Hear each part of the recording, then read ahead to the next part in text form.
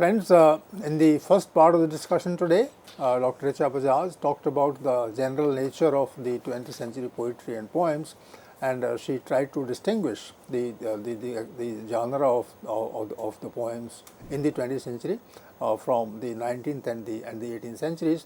And she said that initially it was a kind of romantic thought that was shaping the poetry of the 19th century, but then as the world moved towards, she didn't use the word, but moved towards capitalism, and there's a kind of market economy, and then there are clashes, and they end up with the two wars, one in the 1917 and 1914, and the second in 1939, and she then brought in the point of the individual.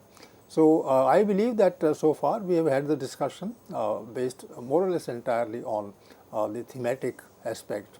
So let's also probe the area of the aesthetic that Dr. Bajaj pointed out, but was not able to deal with for elaborating certain other things. So let's, in this part of the discussion, focus upon the aesthetic aspect of poetry. And if I remember correctly, Dr. Richa, what you said was that a poem can be seen as a poem. You said some such thing in the first discussion, and I was straight away struck by the idea whether the poem is meant for being printed on the page, which is not the case in the 19th and 18th centuries. Poems are being printed, published, and distributed, but then they are also recited. But in the 20th century, poem is meant for publication in magazines and books. And when you see a poem, you can straight away say it's a poem, and it's not a prose piece. It's not an essay. It's not a short story. It's not a novel. And there have been, of course, fashions of publishing and printing poetry in the 19th century France, and the trend came to England also, where the poem will be presented in such a manner as if it was some kind of a drawing. Right. And that kind of something is being done as a painting, as the word painting, as something that as a form refers more to the eye, more to the picture. Would you like to discuss the poem as something that appeals to the eye, literally and metaphorically? Yeah, you see, you can see a poem is an art piece then, and particularly in the early 20th century, when you see the rise of surrealist poetry, imagist poetry, for instance, you see imagism, surrealism, cubism. These are all the art forms that are, where poetry also is turning into a kind of montage. For instance, and in surrealist poetry, you're deliberately trying to include details that are beyond reality, because you see, when 20th century poetry rejected not just romanticism but also realism, right? So realistic poetry was also rejected in many ways, which meant that you had to put in your poem aspects which were beyond realism. For instance, Yeats moved to occult, right? There are these esoteric influences that are there in these poets. So occult also became, or spiritualism became a way through which you brought in the surreal element, legends, or Yeats used Irish legends, for instance. So they added to this surreal reality,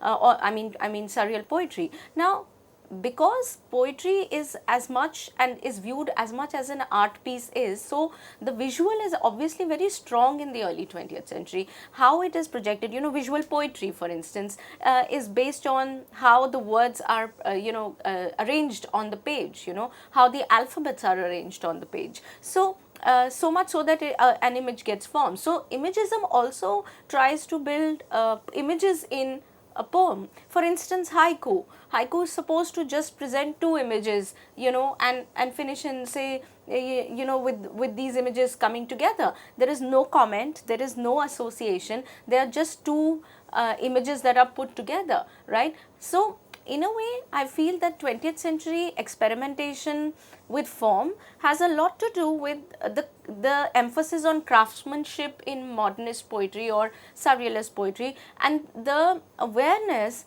or you could say the new poetry that was coming to the fore wanted to find an alternative to realistic art or realistic projections in poetry. And in order to turn away from realism, you had to turn to details, merging, what perhaps, was what Eliot also said about, for instance, earlier about Dunn and others, that you yoked together these images which didn't really associate with one another. So you yoked together these images. I think what the early 20th century was trying to suggest was that the mind was a complex. You see, there's a lot of emphasis post-Freud and a lot of psychoanalysis and analytical theories. I think 20th century also sees the mind as a very complex space that processes information, emotions in varied ways. So whether they took to a kind of a kind of a dramatic interior monologue, or they took to just images, what they tried to suggest was how the external reality impinges on the life of the individual and how the mind processes it. And it's not necessary that the mind processes it in a very linear, clear, pure forms. In the mind, the conscious mind is brought to, is actually pushed towards the unconscious. So whatever is there in the unconscious, you are trying to draw it out. For instance, Salvador Dali would draw out the dreams in his artworks, in his paintings, just so to be able to project a reality that remains away from you, suggesting that realistic projections actually, I think there is a rejection of realism in the 20th century also, because writers seem to believe that this kind of projection can no more give you the actuality, that reality is actually not available in realistic projections, that you need to go beyond realistic projections. And I think again poetry fits in this bill very well, because a poem necessarily has to create a kind of an image that is open to interpretation. And each individual processes it differently, because it uses language in a more cryptic way, or it uses a poetic language which is different from a prose piece. So meaning is stopped short in poetry. Prose has to complete the sentence. You have to bring in the verb and the subject and the object. The subject has a verb that one is doing, and this verb needs to lead you to an object. That necessity is not there in poetry. Poetry can do away with the verb itself, can do away with the subject or the object. So creating space for interpretation and productive exploration of meaning, I think. So therefore poetry becomes the apt medium and through which the poet is able to create different visual images. And you're right that 20th century, particularly the early first half of the 20th century, is bent on visual images and creates a more visual poetry than their predecessors, I'd say that. Then connected with what you said about poetry in the 20th century. But do you agree with this? Well, I want to understand with your help, and I'm just wondering about the implications of what you have said regarding this. So maybe with that I'll be enlightened also. So that apart, I think poetry in the 20th century also is a kind of rejection of the sound, rejection of the ear. Now, the word like visual imagination or ophthalmology is not used, but the auditory is used, auditory imagination, and that imagination, talks about the words, as a sounding very differently, harmonious words. They look like they are heard like music, and in fact that has been the long tradition of poetry, the poetry of meter. You talk in metrically, measured lines, and that creates a kind of musical effect. But in the 20th century, there seems to be an entire rejection of the meter, and there's more about the free verse, and the idea came from the French tradition trend in the 19th century. But Eliot, for instance, talks in meters. Auden talks in meters. Most of the 30s poets talks in meters, but at the same time there are poets in the 20th century, particularly maybe in the continent and not exactly in England, but you have poets available in translation who use the free verse very frequently, like Pablo Neruda and Octavio Paz that you mentioned. So a kind of a rejection of and a reaction to the ear and capturing the whole thing, as you very rightly explained, that this was philosophical and people wanted to probe the mind of the individual, and at that point of time pictures were more important than long sentences or completely grammatically written sentences. So what I believe is that this idea of the free verse also is somewhat closer to painting a scene than putting it in such a manner that it appeals to the ear. No, but you see, you mentioned that T.S. Eliot uses meter, right? Yeats was also very fond of using very, craftily using the meter, even though he wrote in free verse as well. So Yeats was also a part of this rhymers club in London, where these poets came together and they sat and discussed poetry and then worked on their craftsmanship and tried to refine their own poem. So I think when you bring meter in and when you bring in this kind of the rhymes, when you're conscious of the form itself, then you are bringing a kind of a very it's like a musical piece in itself. So when you read a poem, it reads well actually. So it is very refined poetry. In fact, that is one thing that Indian poets tried to they took from modernist poems or poetry. There were journals in India that tried to ape this kind of style and form that was being used in modern poetry and bringing them onto Indian poetry, because Indian poetry they thought lacked this kind of a particular form. I'm thinking of Ezekiel, for instance, starting on the journal, and bringing the idea of form and style. I also feel that there were poets who also rejected, for instance, the very strong emphasis on rhythm, form and style. They in fact used a conversational style, and diction became simpler in their poetry. So therefore poets like Yeats, for instance, used poetry where the diction was simpler.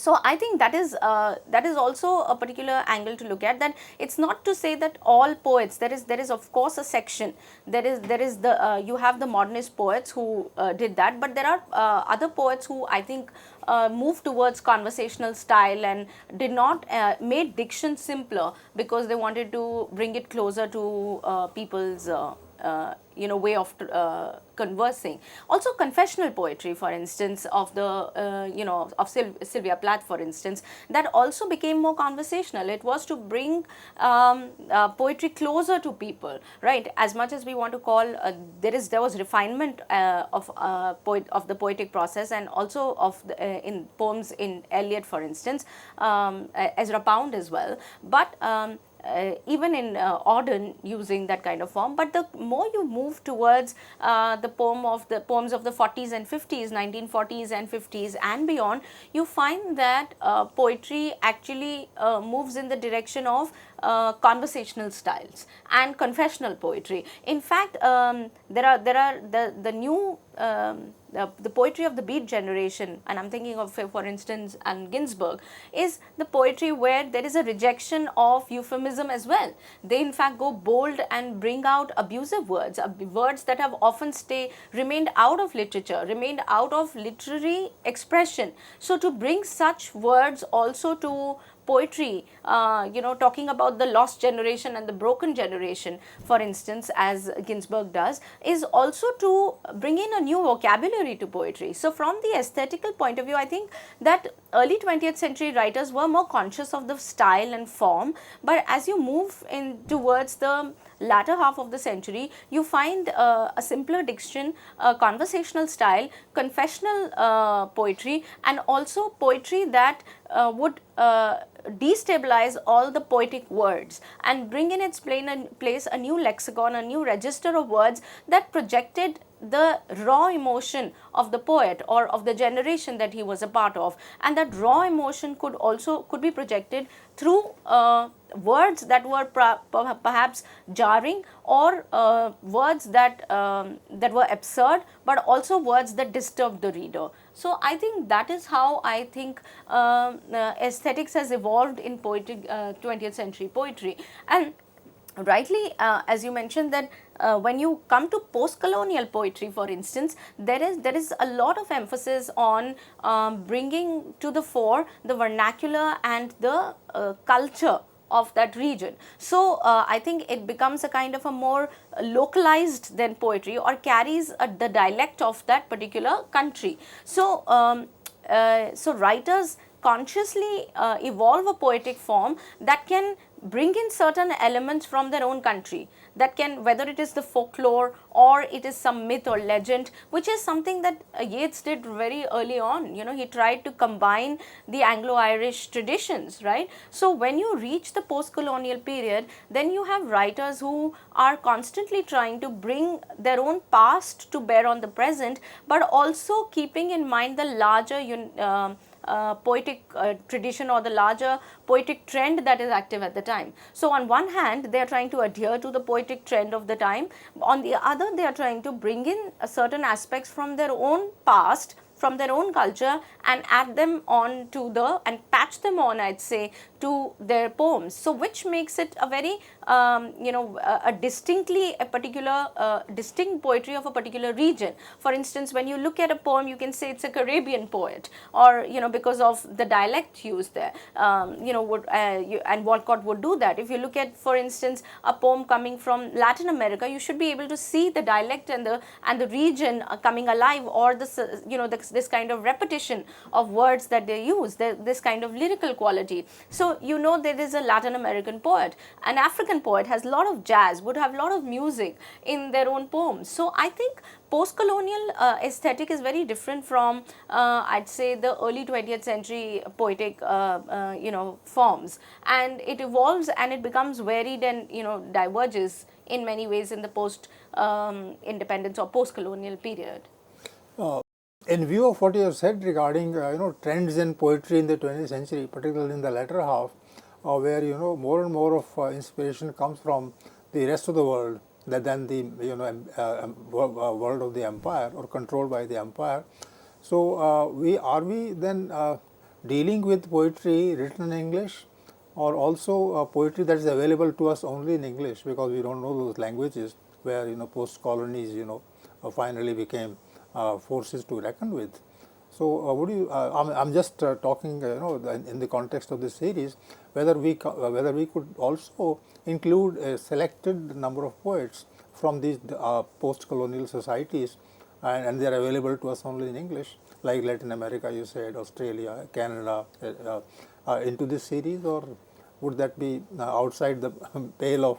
No, it wouldn't be outside the pale of this particular series.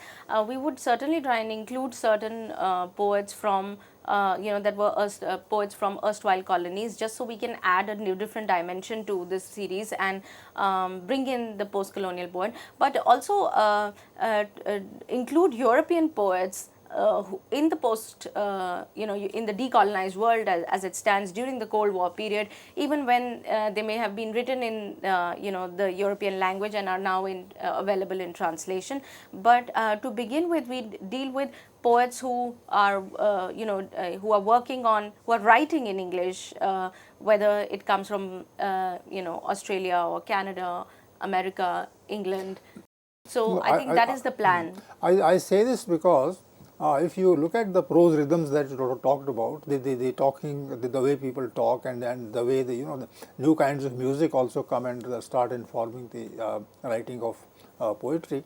So I thought that maybe the 20th century tradition would be enriched further, right, if we also, considering the aesthetic of the modern poetry, of the contemporary poetry, if we could include a selected number of people coming from there. Yes, certainly that can be done. Also because, during this period, there is so much of cultural also interactions and transactions that happen, and people are constantly moving back and forth, and in this kind of a globalized world, you also have diaspora literatures available. So I think it only makes sense to be able to talk about the trend of poetry in the latter half of the 20th century vis-a-vis poets together and not to divide them in different countries or not to look at them from a particular point of view of the country. The point of view of the country is very pronounced in the first part of the century, because there you are either a part of a third world nation or a first world nation. Within the first world nations also, you are either a part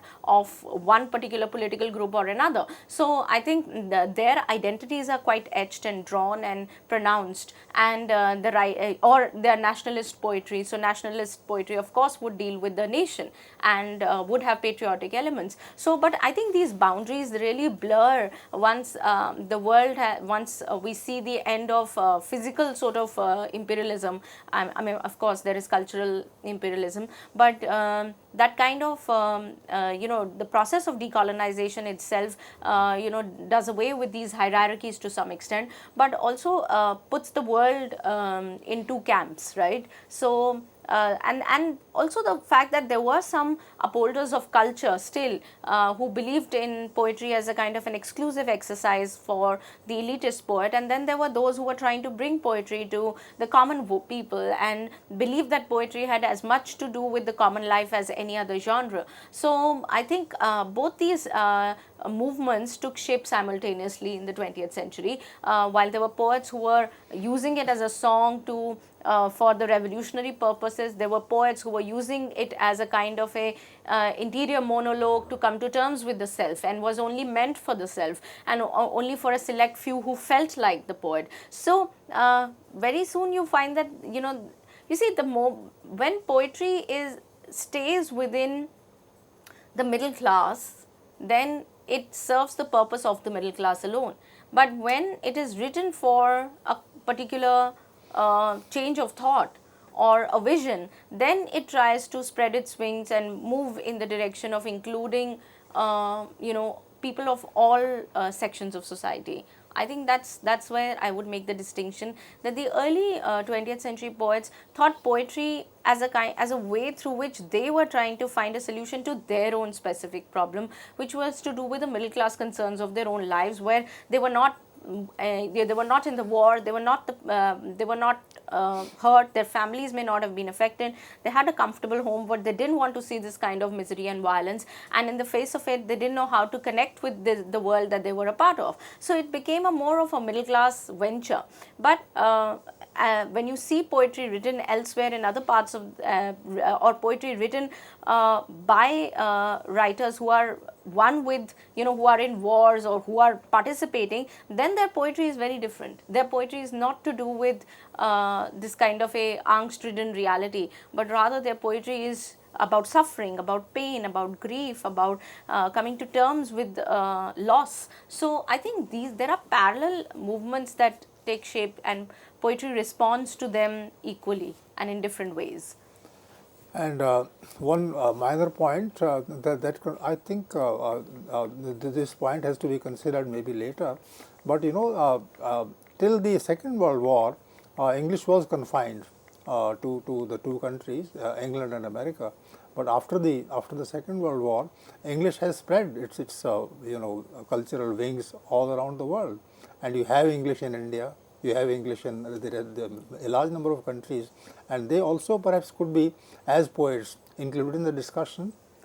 Yes, so as I said, of course, England and America, but Australia and Canada as well. They have their first language as English, but then yes, to be able to include other poets from other regions, who are expressing themselves either in English or their works are available in English translations. So we'd like to we try to cover the 20th century poetry trend, the trends in poetry in 20th century, and fit in different poets under its category. So friends, this new series will largely include poems written and published in the English and American scene, but we can also, just as a matter of choice, take poems from other countries also where English is spoken or written, or at least the questions that are raised are relevant to us.